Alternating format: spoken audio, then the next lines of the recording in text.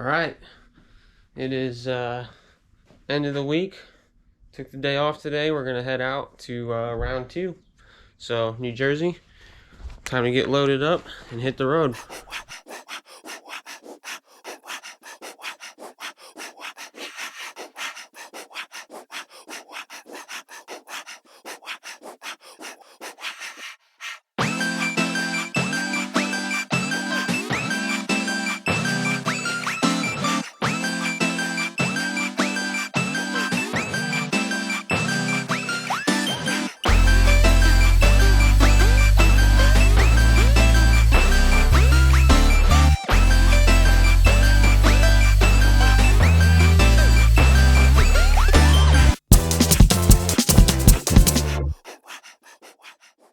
Alright, just got to the track, went to registration, got signed in. That was an ordeal, just a long wait, really, is all it was. Looks pretty crowded, so this should be a good weekend, good sized grids. Racing tomorrow starts at, for me, my first race will be around 1-ish. So I got 2 races tomorrow and then 1 on Sunday, so. Well, not a good night's sleep. Got pretty cold last night, and my electric blanket quit working for whatever reason, and the heater was just not enough. Didn't really do much, but so get some tea going here. Luckily, it's a pretty late starting day, so it's like 8 o'clock now, which is already somewhat late for what usual would be. And then okay, that'll be good. And then 35 groups of practice, and I'm in the 5th group, so I probably won't get out for the first round of practice until like 9:50, so that's good. I've got some time to wake up here. But yeah, that heater just not enough. We'll figure something else out for tonight, because I think it's gonna be just as cold. Well, English breakfast. Oh yeah, that's the way to do it. Beautiful way to start the morning. Got bikes ripping around outside. Oops. Couldn't ask for anything else on a Saturday than to be riding, racing at the racetrack. A little bit better sleep would be nice, but won't ask for too much. Let's see what it's like out here. It's cold out there. Put some socks on. Just finished practice 1, and I am way off pace, like 10 seconds off pace, or more for some guys. So we'll see how practice 2 goes. Hopefully I can drop a bunch of time. I think I got 5 laps in on that practice. 4 laps. So we'll see what practice 2 brings.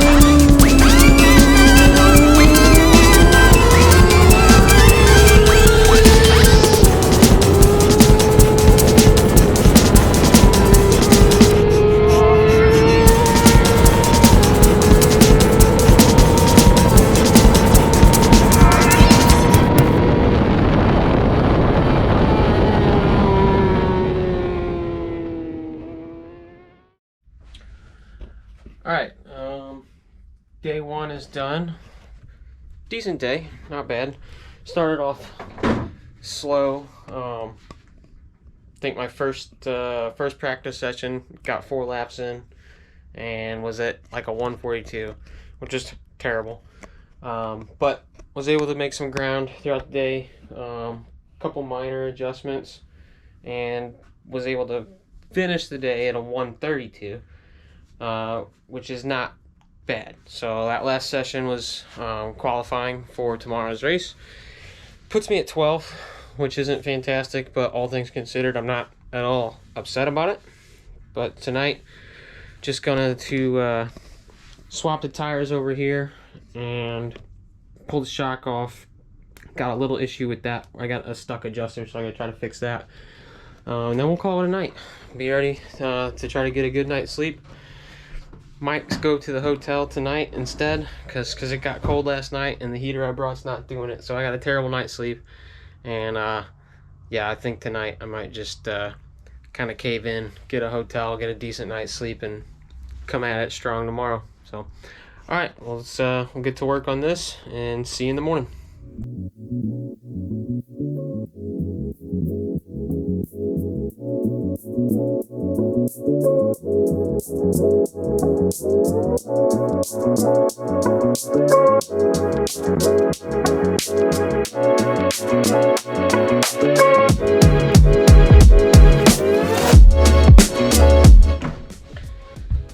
The preload lifter, spring lifter I guess you'd call it, or plunger, that's stuck, so we gotta see if we can get that unstuck so we can actually adjust our rear preload.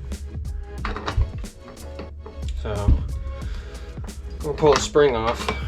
Eric 3D prints these collars for the Motion Pro tool.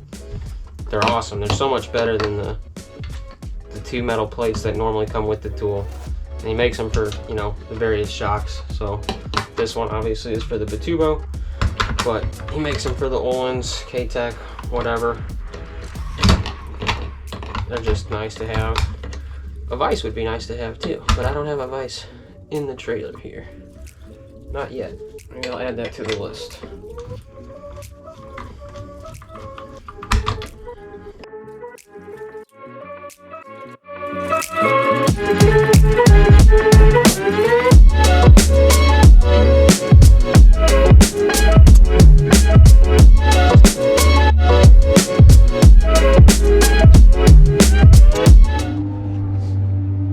Okay, morning and day 2. Practice sessions are underway. So there's group 2s out there now. I'm group 5, so I got 20 minutes, 30 minutes before I go out. Got the tires on last night. They're not new tires, but they're not as used tires. So get a couple practice sessions in here, and then one race today.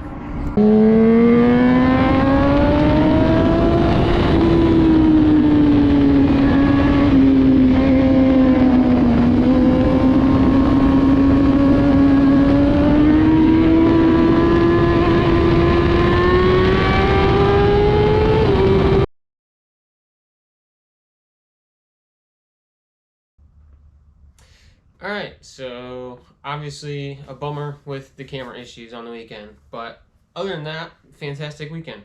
Brand new track for me, great weather, really fun track, great layout, and really the only issues were the camera issues and my poor results. And poor results are kind of an issue, but really they're not when it's, you know, just for fun anyway. But recap on there. So we did get a little footage of GTU. You saw that, the red flag, and then no footage of the actual race. So that was kind of a bummer. But I ran most of the race in 12th.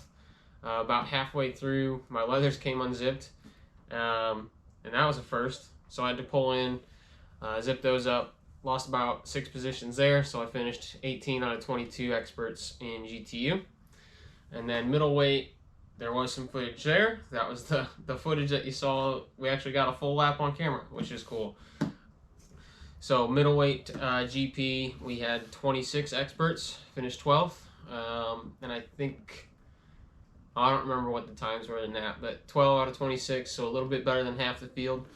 Not too bad there. And then the Azra Sport Bike race on Sunday, we had a 37 rider field. So the theme of the weekend was big grids for sure, which was awesome. I'd love to get back out there if the Northeast has always got grids like that.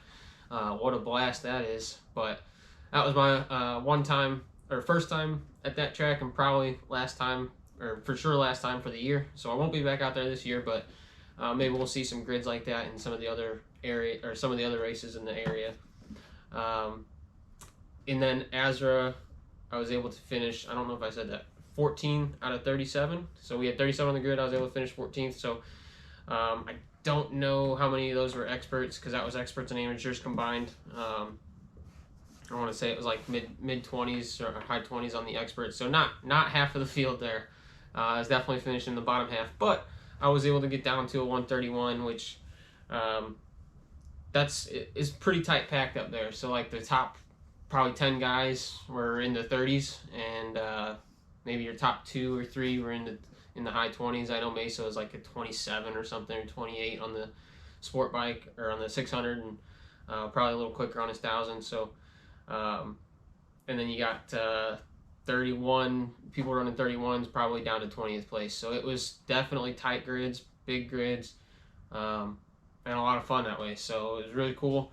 I wish I would have had some more camera footage of it, because there was definitely some exciting passing going on, stuff like that. But it is what it is. If somebody's got GoPro tips, put them in the comments, because I'd like to hear them. I'd like to have that stuff working every time. But for now, that's all we got. I do want to say thanks to my sponsors who helped me get out there. So Mike Taylor Motorsports. Whoop, speaking of him, bike's actually probably ready to go see him for a dyno checkup, because I never did that for this year. So normally I take it to him each year after I rebuild it. This is a new bike, so that video will be coming soon, even though it already happened. That's the magic of camera. It happened already, but that video is coming out after this one, of me putting the 22 together, and then we'll run this bike over to Mike so that he can do a dyno checkup on it. Thanks to Eric and Velocity Calibrations. Spoke with him a little bit over the weekend. He helped me with a couple of suspension recommendations. Didn't really have to make too many changes. I mean, most of the weekend was just spent learning the track and getting my lines down first. You know, the lines and getting consistent is way more important before we go change anything on the bike. But we did make a couple changes that helped me get comfortable and pick up a little bit of time. So in the maybe hour and a half of ride time, I think even less than that, throughout the entire weekend of never being there, I'm pretty happy to get down where I was, and Eric definitely helped me do that with some suspension adjustments. And then last but certainly not least, Kyle Given at Country Financial. As I said, this is a new bike for 22. Actually, new bike after round 1. In between 1 and round 2, put the new bike together, gave Kyle a shout, said get it on the insurance, because despite what your friends say, you can insure your track bike. It just depends on your situation and what you're looking for. And it does make sense for some people. It makes sense for me to at least have the theft coverage on it, so Kyle take care of that for me for very cheap. So like, yeah, I could end up wadding this thing up and everything be destroyed, but that's not really the insurance coverage that I'm looking for. I mostly just want it covered if it gets stolen, and it's super affordable, and that's why I do it. So thank you again to all 3 of those guys who helped me get out here. And thank you for watching, and hopefully you keep an eye out for round 3. We'll be at Summit Point. Again, new track, so it'll be a fun weekend, see what we got going on. Later.